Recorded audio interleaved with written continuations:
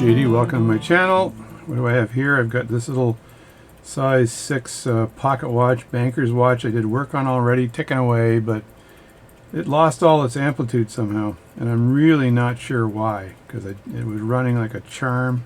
Didn't really do anything with it to cause it to lose its amplitude, but for some reason it's got amplitude dysphoria. I'm not sure what you call it, but so let me just see if there's any magnetism on this thing.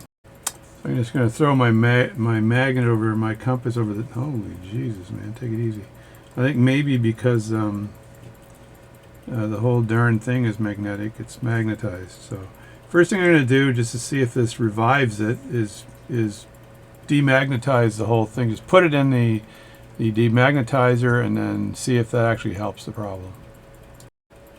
Alright, there it is. Roses are red, violets are blue. Let's demagnetize this baby and see what happens.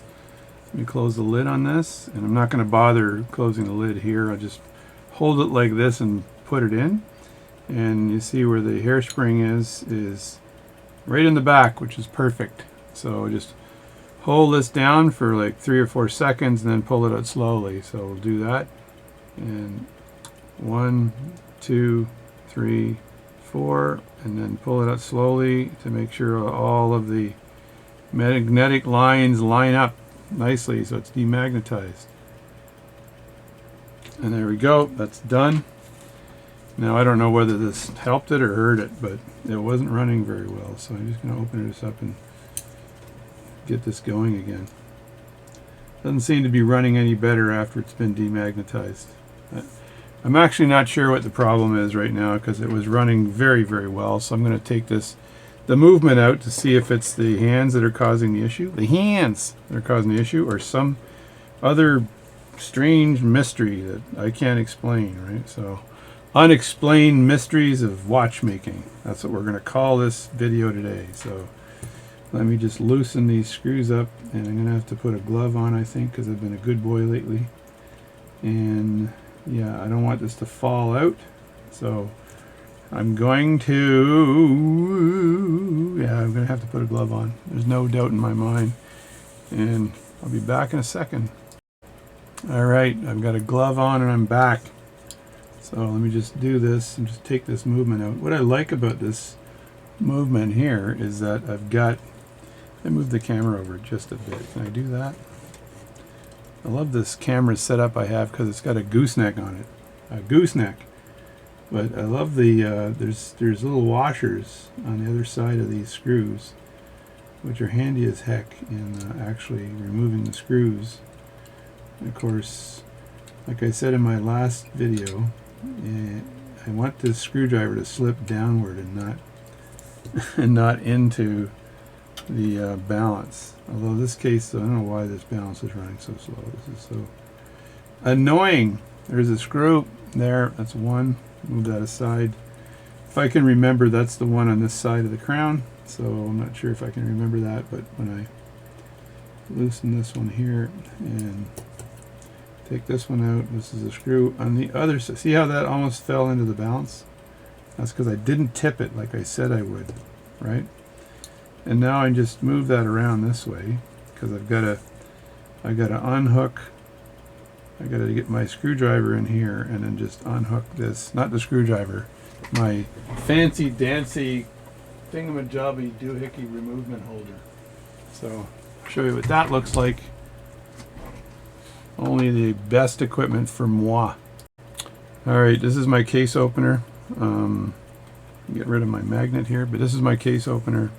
This has got to be a Bergeron. Yeah, it is. Bergeron 6987. Let me pull this up. There it is. And there it is. That's a seriously nice case opener. And there you've got the lettering there, Bergeron. And it says 6987. But you can get a really solid grip on this thing. And that's much better than that other one that I have, which currently is stuck in my little metal thing. So when I open the case with this one, I can hold it like this, and it's pretty sharp on the end here. So I just have to maneuver the edge here into this and then twist it open very carefully like that. And then I should be able to just lift this up and out.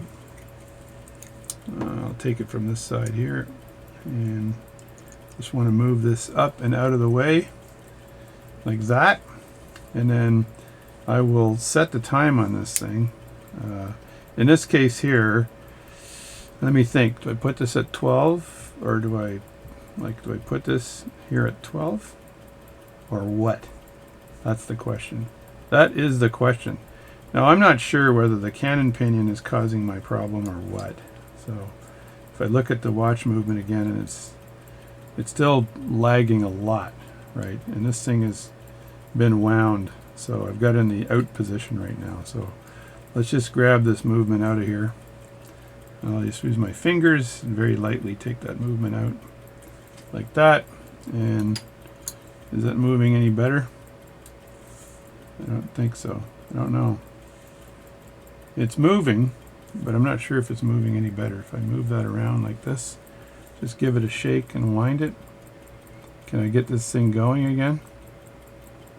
And is it the teeth? Is it the crown? Is it the hands? What's causing this thing to slow down? So if I take I'm going to take the hands off of it, and then I'm going to take the face off of it, and then I'm going to free it up and see if any of the winding mechanisms are causing this problem. Because sometimes that is what can cause the issue. So I can put this down here on my mat nice and safely. I'll just zoom in a bit here. Zoom! There we go. Like that zoom? That was an amazing zoom. Amazing zoom! So I want to get my my hand setters here, and I want to just set the hands properly so that I can remove them. So this is the Wally watch that I had working perfectly, and I'm really peeved that somehow it's decided to not work perfectly anymore.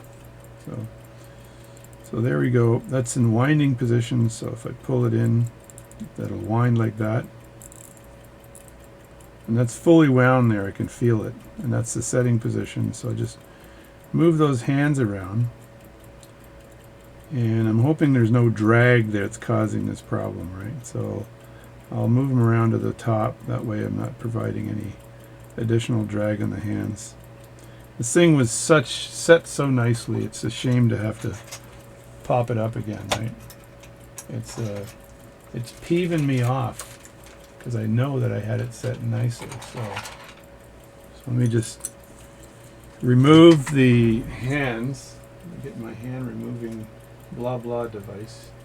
And for this, I've got a piece of paper here that I use. Of course, that's going to get in the way of the second hand, right? When I do that, so I may have to turn this to another couple of degrees here.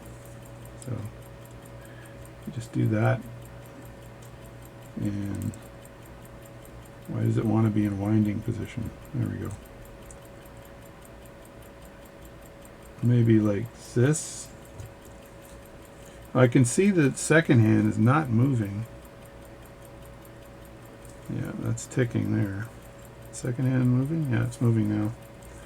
So I got to get the perfect angle on this thing to take it off. Maybe just like that. No, I got to get the paper in there. I'd like to get the paper in there. Is it necessary? Not sure. I want to get this thing working the way it was before, because it was ticking like crazy. And it's upsetting me that it's not ticking like crazy anymore. I didn't do anything. I'm innocent, I tell you. Innocent. Wally said not to worry about that watch. He wants to make sure the other one works perfectly. I had a little sneeze there, in case you're curious. So I could remove the second hand first and get that out of the way, but I'm going to have to go in really low to do that. So I'm going to remove it, but I'm going to stop that balance to remove the second hand. I don't want it moving around while I'm trying to take it off. So I just turn that around like this, and I just put a little bit of Rodico down here, like that, and not too much pressure. And I poke the Rodico in there like that, and it's near the balance, so it's going to stop the second hand. And actually the main hands I can remove now. Now these things are super wide, so they're not going to cause a problem. Don't think they're going to cause a problem. I got to get them underneath the underneath here somehow though. So just do the edge like that and go up. And see how clean that was? These are super wide, which is good because they're not going to crack the face. So I'm going to just investigate and see what's happened here. Is the minute wheel causing me a problem? I'm going to get in really close to make sure I don't screw up the second hand removal. I often use, in this case, I use a couple of screwdrivers because it's so small that I don't want to screw it up. So let me just grab my really small screwdrivers here and get in close with my nice little airy loop. Airy loop. Getting very airy. Airy pants. So all I do is put the screwdriver in like this, both sides, and then I twist the opposite direction so it lifts the second hand up. And that's as opposed to using hand removers where you can, with a small wash like this, they're going to get in the way and they could cause a big problem. So I don't want to use that hand removers on this. So I'm going to try to stay away from the balance spring while I do this and get the right size screwdriver. Need to see if that's the right size screwdriver. It's way too big. This is Goldilocks stuff, eh? Way too small, way too big. Okay, this one seems to be the right size. And these screws are holding, they're just holding down they're holding down, let me get some, I need some education tools here. See that? They're holding these down, so they're pinching them on the edge. And I had a soldering machine I bought, and I practice a lot in case I have to remove the dial feet on a watch. So these are the dial feet, and the screws just grab that dial foot and get it out of the way. So here we go. Let me remove this one too. I'm stripping this down just to see if there's anything in the way, because this watch was, the amplitude was crazy good on it, and then I put it back together again, and over a period of like a week the amplitude went down to poo. So I'm not sure whether it was the winding or setting mechanisms or what the hell it was, but I'm not pleased to going from the world's nicest amplitude to the world's shittiest amplitude in a matter of a week. Trey's upset, as they say in French. Trey's upset. So before I do anything, I want to look down here and see if I have any problem with the setting and winding mechanisms. No, they look pretty clean. Now I'm going to take this Radico off. Well, it actually just fell off on its own. And I want to look and see how well the watch is running without the Radico in there. I want to take a look at that hairspring. That hairspring looks so nice. I don't think there's an issue with the hairspring. Yeah, it looks like it's good, but sometimes when you have problems like that, you see how that dial washer moved up. So is the dial washer pulling up on enough? So let me remove some of these wheels here and see if I've got a problem. Because I thought maybe the cannon pinion could be the problem. That's the minute wheel that just fell out, right? But I want to put that dial washer, put that aside, throw the minute wheel back in. So that's running now without a minute wheel, which means there's zero friction on it from any of the wheels except for this wheel right here on the cannon pinion. And is the cannon pinion riding too high or too low or what? It looks like it's connecting. So I'm just going to wind this and have a look at what's going on as I wind it, right? There it is there. Let me just turn this around a bit. Again, keeping my fingers away from the balance. And that's the setting here. And it seems to be setting without a problem. That's not giving me any hiccups. And then the winding is when I push that in a little further.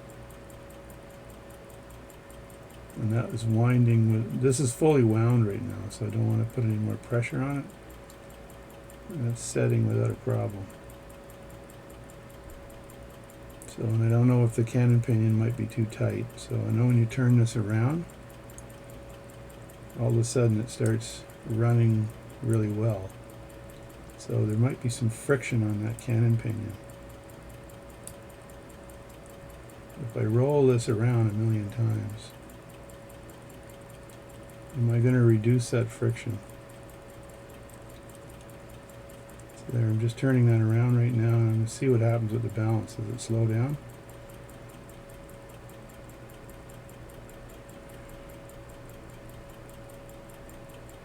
It's a little bit better, but still lagging behind. So when I turn this wheel here, and that's setting it, it's loosening up all the gears, which might be causing this whole thing to lag behind. So let me have a look at this again.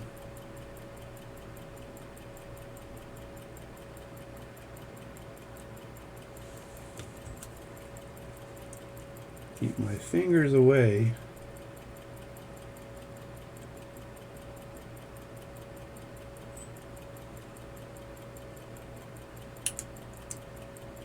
If I can pull the cannon pinion off.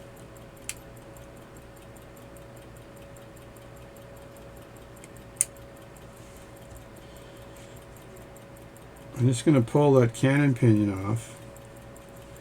And if the watch starts running perfectly with the cannon pinion off, then I got a problem there. So let me just grab my cannon pinion removing tool. That's this tool right here. And just pop this off and see if it improves anything.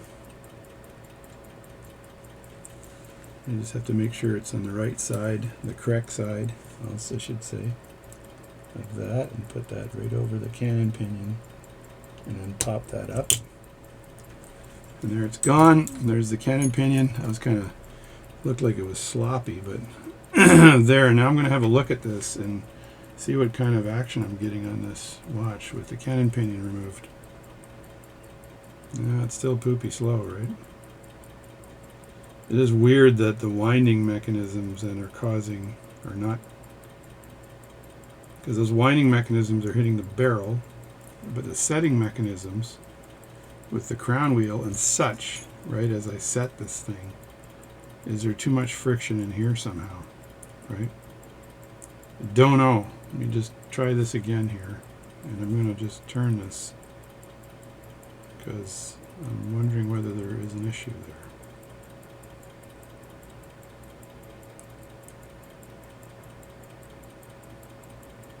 That's the winding part, and you see how that little bit of pressure on there, and it works pretty well. So, and I know when I was turning this, I had no issue at all. So, let me look at this again. Is that causing me issues?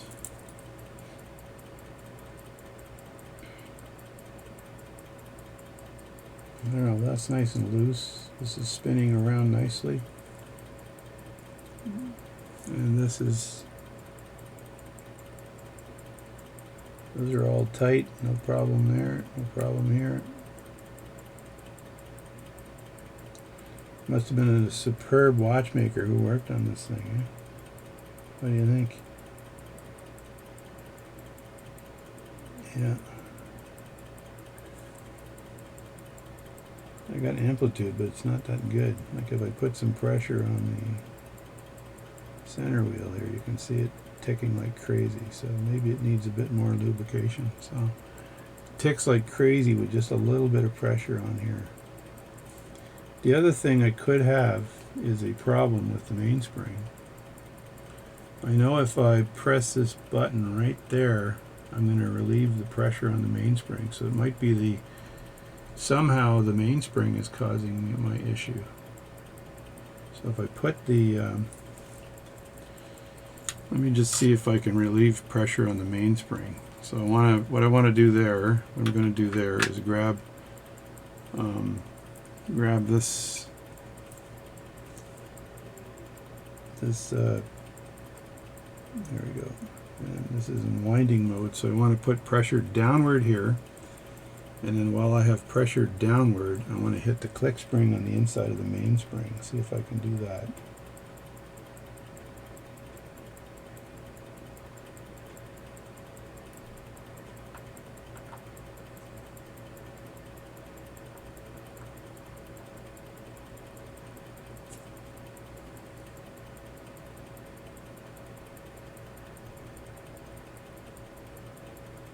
I'm not sure if it's touching the barrel or not. That's the problem.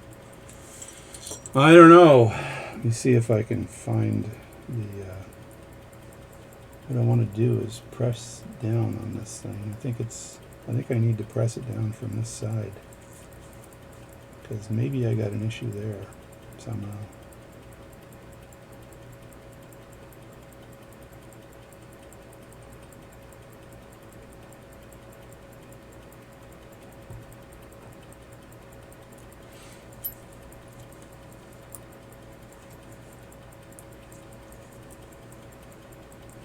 This is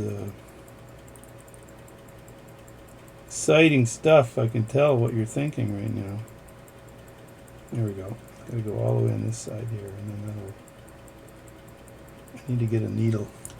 I need a needle. I need to needle this. Here's my needle. So I think to do this properly, I need to shove the needle in here. And then when I push this down, it moves the ratchet out of the way, and there we go. It's relieving the pressure on the mainspring.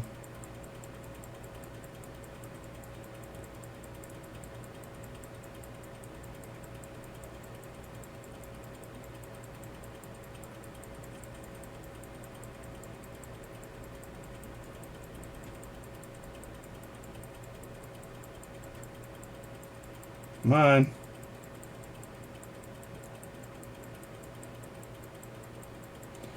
Come on.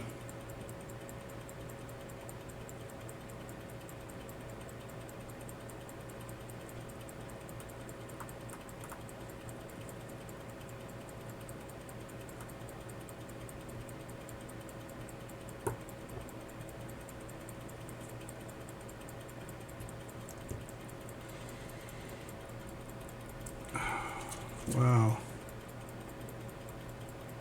Let me have a look at the amplitude again. It's a little bit better, but it's still poopy. And removing the pressure on that mainspring is even poopier. It's if you look inside right in there, right there, you'll see the ratchet is right in there. Let me look. Let me show you where it is. It's right there. That's that ratchet, and that ratchet holds the mainspring back. So you want to press down on that. But you have to have your spring winder in, because if you don't have your spring winder in, and in the winding position, which is pressed in, when you press that, that's going to cause the mainspring to just unwind, and all kinds of problems will ensue. And so what you got to do is you wind it up just a bit, and then you press it down, and there we go. Now it's starting to unwind. I'm just wondering whether if I unwind it a lot, that this is going to cause, it'll make it a bit better to, it'll run it a bit better. So I think maybe it's...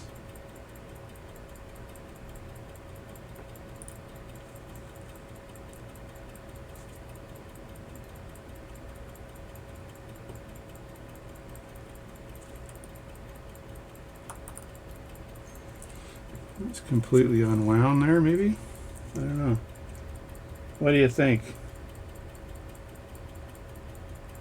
There's not much juice left on it. See, now I'm looking at the mainspring at an angle to see if there's touching or anything in there. So I'm just wondering why this thing all of a sudden started to misbehave.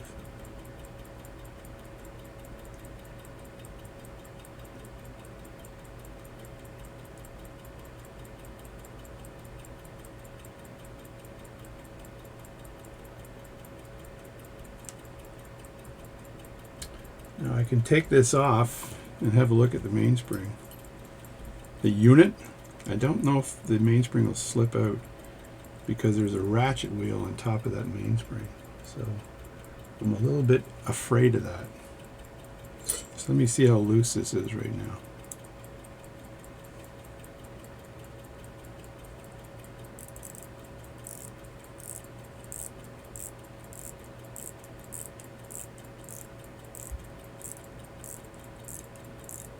There's 15 wines on it. And what's it looking like? It's not looking terribly bad right now. It's better than it was before, but still not great. So let me lube it up a bit. Let me just put this upside down here. And I'm going to do a little bit of lubing here. So lubing, upping. So I got my, and I did lube this before, but maybe I didn't lube it enough. So here's my Bergeron lubing device, lubin woobin. And then I've got my oils. This thing looks dusty. I need to, that's my country name, Dusty Oils. So let me get my lubin device, and then I want to clean the end off of this, because I can't think of any other cause of this to be like other than friction, right? Is there a friction issue? So I don't want that stuff. I don't want that stuff. I do want this stuff. There we go. Let me just do a little bit of lube in here. Actually, I don't want it on this. I want it on the middle here on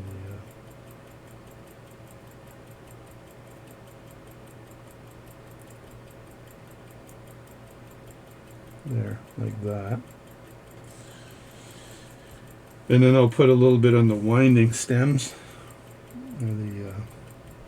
This is the crown wheel on top, and this is the winding pinion right here. So I'll put some on the winding pinion, and it's a bit opposite to some other watches, right? So, and I'm going to put just a dab of this stuff onto the this arbor here, or pivot, or whatever you want to call it,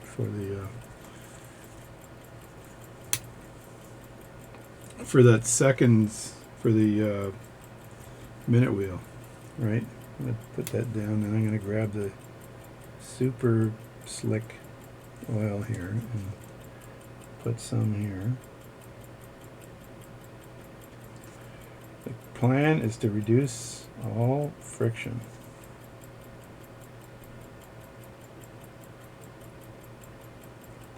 All friction shall be reduced. Is that what they say? All friction shall be reduced. So I'm going to spin this around and have a look at the other side. How's this thing ticking right now? It's actually not ticking great. It's not terrible though. And I'm going to hold this while I'm doing this. So uncharacteristically, I'm going to hold this while I apply a little bit of oil here.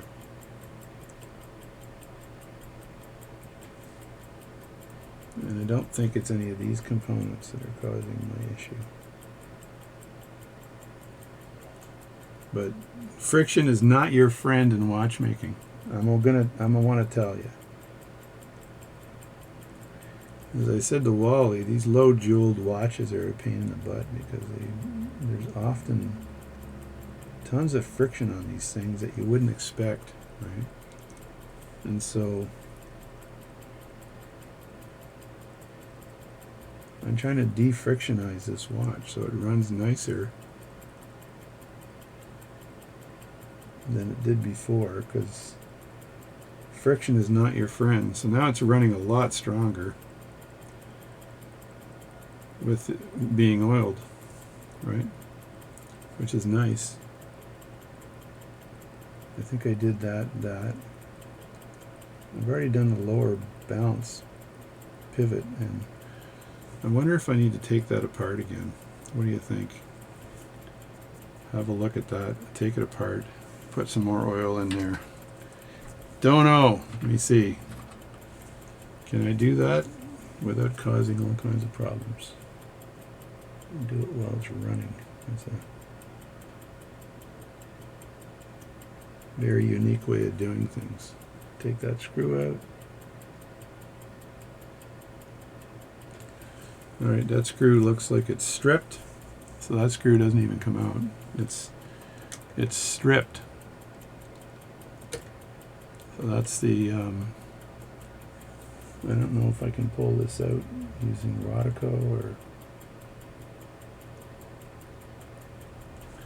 Rodico or something, but that screw is definitely stripped.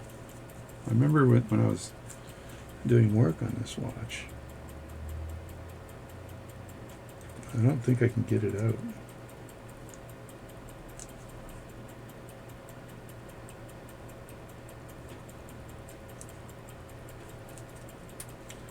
I may have no choice here but to leave it where it is. That is not going to come out.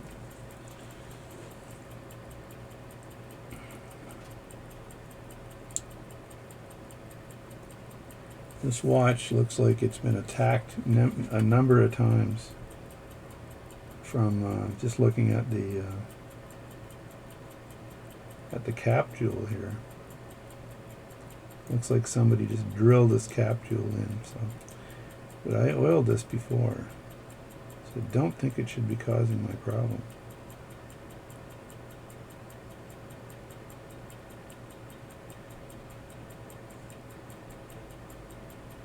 I have to take that out and then punch it and pinch it back in again. So I'm not going to do that because Wally told me don't waste too much time on that watch movement. So let me just put this screw back in, because that one does grab.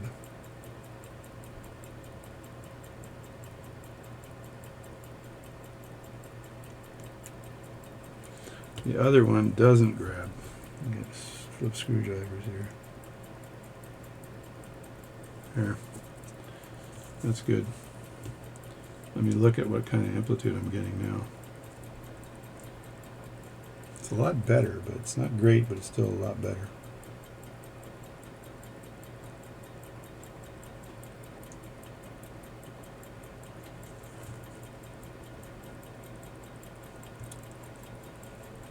The other unusual place I'm going to put oil on this watch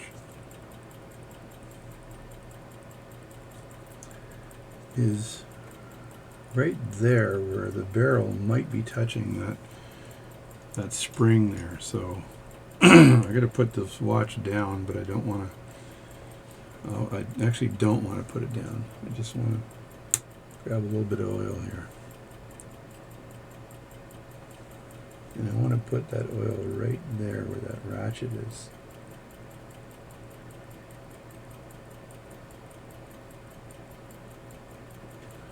And that's just in case that ratchet is causing friction on the barrel. And then I already oiled the barrel on that side because I think that's what's causing the main problem here. But I didn't oil the barrel on this side. So let me just put some oil on the barrel here. That might help here. Alright, the barrel is oiled. So again, let me just get this watch running here. Have a look at its amplitude, because I want this thing to run.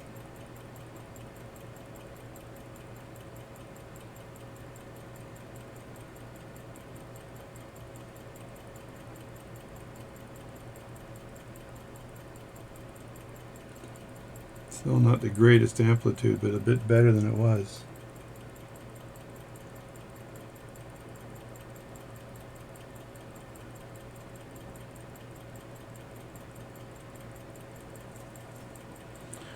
Better than it was.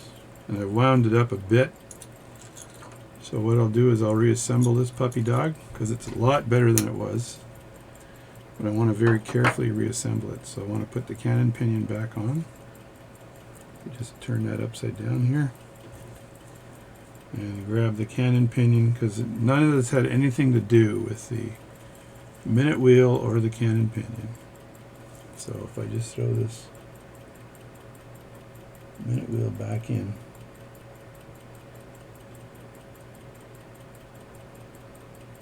is that right? Something's fishy about this. Yeah, I threw it over where the cannon pinion is. I'm an idiot. I could probably put the cannon pinion down and then throw the minute wheel in. What do you think?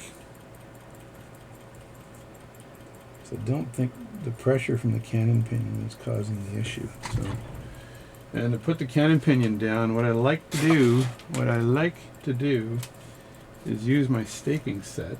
I got too much stuff on the top of my staking set right now. I'm having to move everything around. And I got the Bergeron micrometer, which is one of these babies here. And it's a nice piece of gear, but it's interfering with my work. So I got to put it somewhere where it's not going to fall down on my feet. Alright, and get out the staking set, and then I want to pick a stake that's going to fit over the wheels of the cannon pinion. So this stake here, and just have a quick look at it. That's way too big. Way too big, Fred. Jerry, way too big, Jerry. And is this too big or too small? Let me think. Yeah, that's way too big as well, so I need to lower my expectations here. Maybe this one here. Because I just want to make sure it's lined up with the teeth at the top. Is that going to go over? And then be able to push that down. That's actually too big as well. What the hell? I keep forgetting this is a size 6 watch. It's not a giant watch, so maybe this one here will do. And just look at it from the top to make sure that the teeth are aligned. And they're not, so I just want to make sure this, I'm going to put this cannon pinion back in, the teeth go straight down. Like that. Now is this one going to fit? Yeah, that's much better. And there, it's in, and it's down all the way, so it's perfect. So now I can put the minute wheel back in. Make sure it's aligned like that. Bumpity bumpity, bimini bimini boo, right? There we go. And put the hour wheel back in like that, and then this thing had 2 washers on it, which is odd, but it did. Washer 1 and washer 2. It must have caused a problem from before, and somebody said, well, I'm going to need 2 washers to hold this wheel down. Because if you got 1, why not throw another one in, eh? It's got to be better. Do 2 of anything, it's got to be better, right? Do you get my sarcasm? Or no? There, that's in like that. And I gotta just make sure that this, where's my oil? Where's my oil? There it is. Just wanted to clean the end of the oiler here. Get this out of the way before I end up screwing something else up, right? Get that out of the way just to make sure I don't screw anything else up. And I want to put the face back on. So I just have to line up the face here. Looking for the second hand. Where is the second hand on this thing? There it is there. So just take the second hand and line that up, right? And you know, once you've lined the second hand up with the second hand hole, the watch is pretty much lined up. And it'll fall right down like that, right? That worked perfectly. And just get a screwdriver out, and I'm looking again for where the balance is ticking away. Keep my fingers away from the balance, and it's ticking away, so it's good stuff. And just tighten these screws, and it should tighten them down a bit. Stay away from the balance. Tighten the screw. Stay away from the balance. Tighten the screw, and maybe the amplitude will improve over time.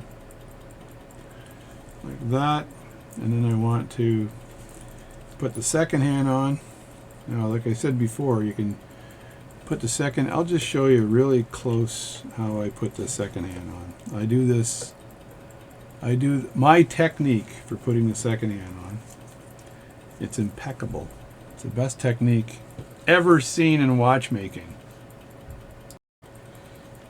All right, here's the technique. First, what I'm going to do is clean the face up just a little bit because I can see some dirt. And is that, no, that might be permanent. All the screws are on, it's all tight.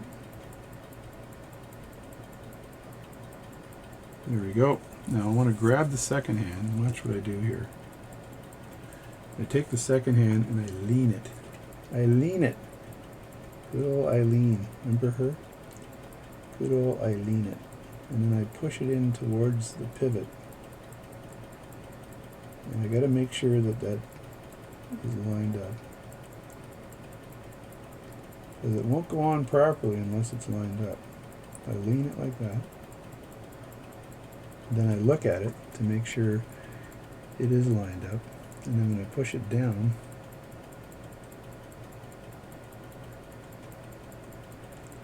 I push it down enough to make sure it's working. And it's clearing everything. So I look at it to make sure it's clearing everything. Because if it's not clearing everything, it's going to slow the watch down.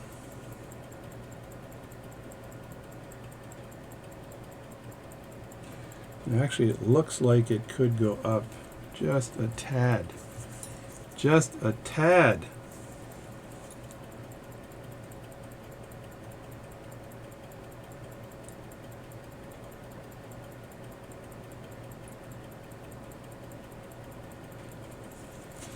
Let me look at it again here.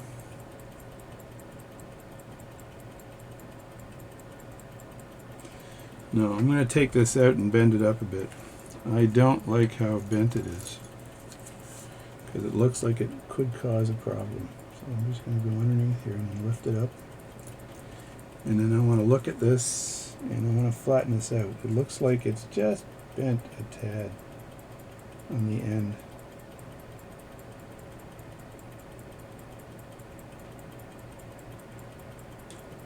So it's tricky to re-bend something like this, right? So what I want to do, let me grab this here. So I think I want to do it under I'm going to go under my microscope and do this because I don't want to do it just using a lens because it's so small. So just a note here that a dragging second hand here can actually slow a watch down.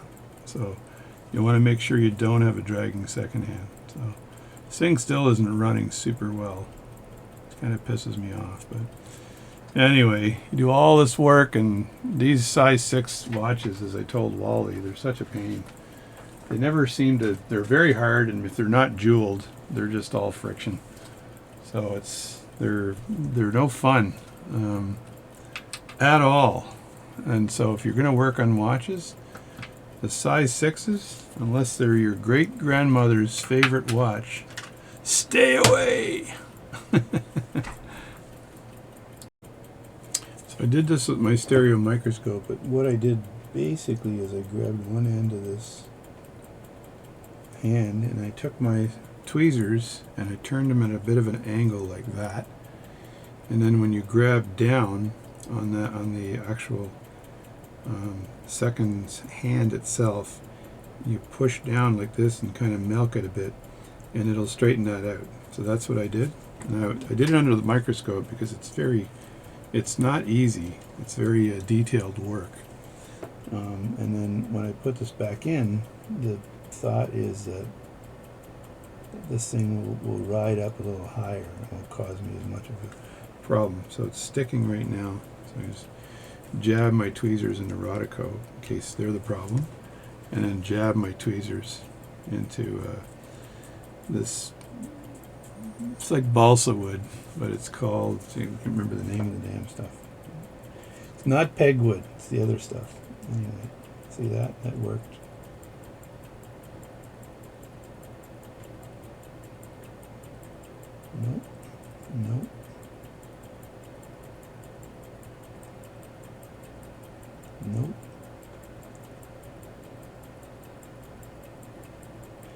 lean it and then push it over.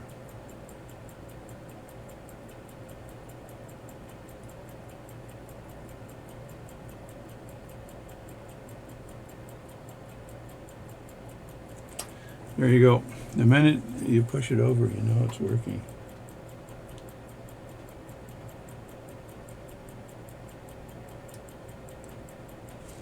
There. So now when I pushed it down, that second hand is riding a lot higher. So it's not scraping at all. So you got to watch it, because if it scrapes, it slows the movement down completely. So this thing is already not moving incredibly great. So not sure how to get this going faster or better, but hard to say. But I did yeoman's work on it, as they say. So I'm going to case it first, and then I'm going to put the hands on after I've cased it.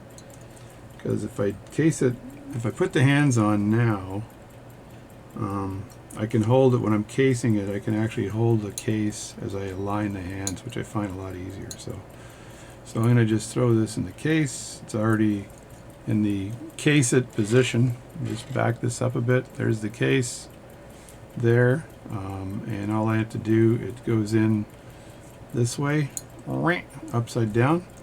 And I don't have to worry about the hands, like getting the hands in the way. So I just have to find out where that stem is.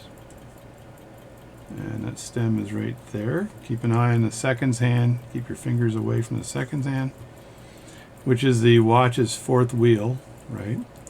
And then you can just very lightly, I can hold the watch like that and then case it. So quesadilla. Now that should just fall right in, right? And just push it over like that, sort of rotate it, and as you rotate it, it just falls into place. So that's in place now. And now I can take my fingers, avoiding the second hand, and put them on the back of the watch. And avoid talking to anybody while you're doing this. And now I should, let me just see where my second hand is. There it is there. So it's all good. So now I should be able to just take my screws, and this one I recall was on this side, and put these screws in place. And once these screws are in place, I'm gold, Jerry. I'm gold, I tell you. I think I need a bigger screwdriver. I think I need a wider screwdriver. I'm just knocking stuff off my desk. So getting a stereo microscope for watchmaking, I don't know what I'd do without it, to tell you the truth. It's a godsend. So that's one screw that's in now. So I'm going to just shift this around, because that one screw will hold the watch in place. But I got to put my finger on the other side, and I want to angle it like I said before, so in case I drop something, it's not going to drop into the balance. So that's my biggest tip for you guys out there. And you can send me a note on that tip to see if you think it's good. And I promise I won't make any flight simulator videos anymore. There's the deal right there. Although that yoke and the flight yoke and the throttle quadrant are friggin' amazing. So I'm telling you, it's got autopilot on the throttle quadrant. Who does that, right? Who does that? Doctor Who does that. That's who does that. Pull that up and then pull this up. Tighten that up. That's tight. And the amplitude's a bit better. Still not great. I'm just hoping this thing recovers in amplitude over time, right? I'm not sure if it will or not, but I'm going to leave the case relatively loose here, because I'm got to put the hands back on and then put the cover back on after I put the hands back on. So first thing I'm going to do is put the hour hand on and make sure it clears. So you just put the hour hand down. It doesn't matter where you put the hour hand, because you're going to use your winding mechanism to make sure it's in the right place. So I just have to grab my pushers here and push that hour hand down and then rock it so it's in the right, it's not sticking out too much, it's not sticking out too little, right? So let me just push this down.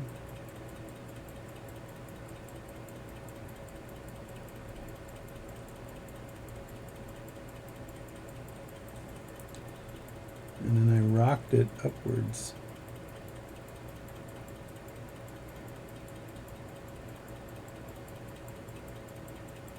That second hand can go down a lot more. Can I do that without causing problems?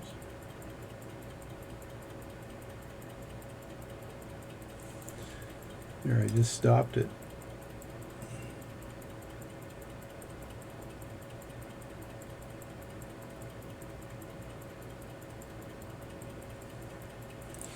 All right, that's good there.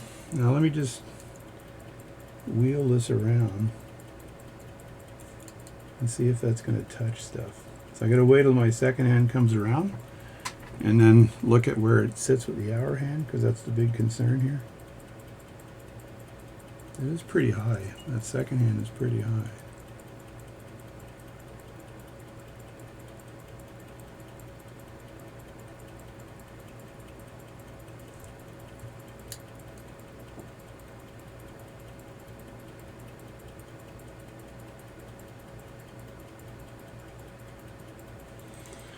I'm looking at the hour hand too, and it's at a bit of an angle here, so I can straighten that up a bit.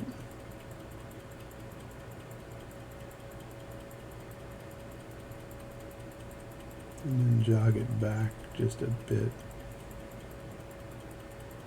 That's pretty damn close. I think that's too close for government work, as they say, so I need to jog this hour hand back a bit more.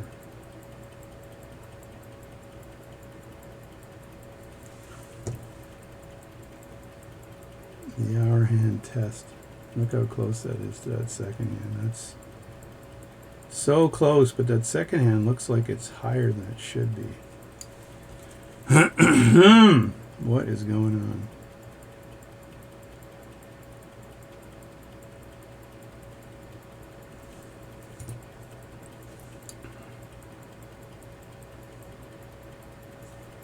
That's a bit better there. It's still pretty friggin' close, though.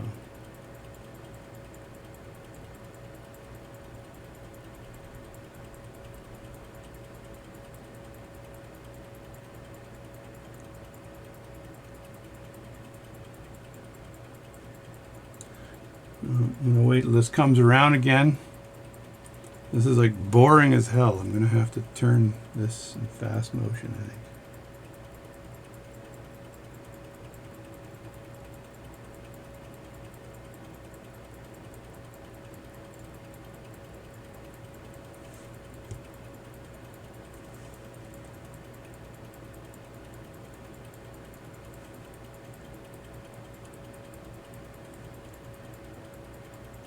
Yeah, it's clearing it now, so it looks pretty good.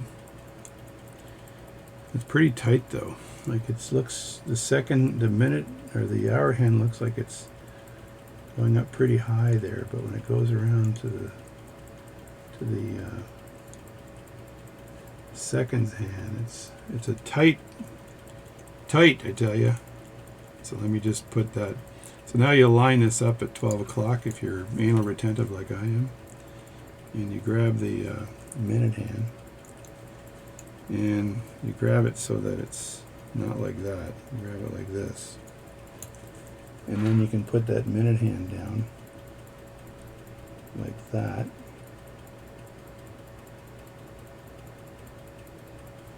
So now when I press the minute hand down, I just have to make sure it's not too high because it'll touch the crystal. I think I need a smaller pusher here.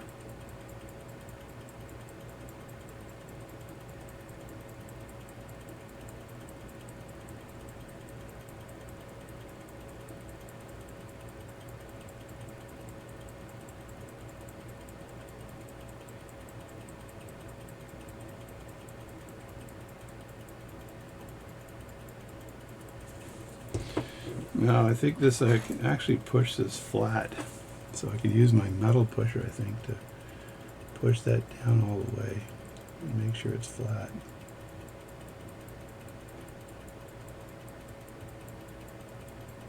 I have to make sure that rides right over that hour hand.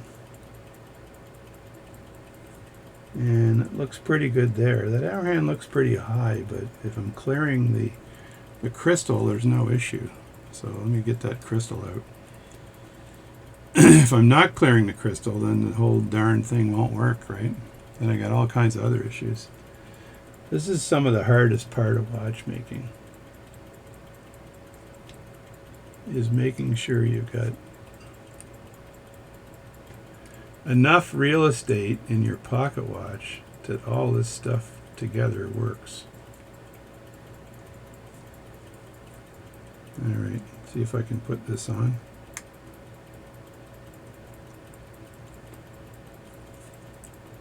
Is that on yet? No, the back needs to be put on first. I'll ride the back on first, or just press the back on after I get the front on. There we go. Now when I set this, yeah, it looks like it's clear of everything, which is good. What time is it right now?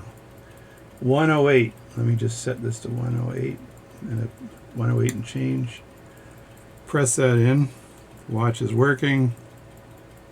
That watch is working. And look at the amplitude to see if it's still shitty. It's a bit better, but it's not great. It's just a bit better, that's all.